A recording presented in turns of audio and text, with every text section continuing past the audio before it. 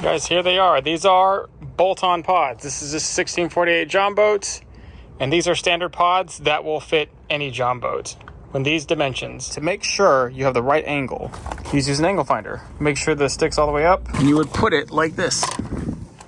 Here, I've gotten it, and right there, place, and you tighten it. So the 90-degree angle is like 0. Pretend that's 0, and then anything else you're adding. So 5, 10, it's almost 15 degrees. It's almost at 105.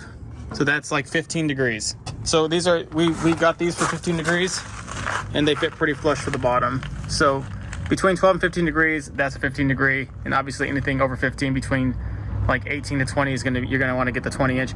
If you have a unique angle transom and you know it, we have a custom option. At that point in time, you just email us your order number and your transom angle.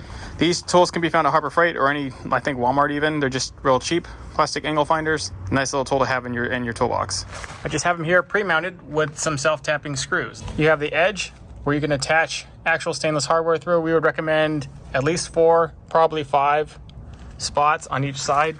20 pieces complete. You source your hardware from a local shop. Select the correct depth for the transom, because the bolts on the bottom will likely go just right through the hole, so they can be shorter as they go through the transom.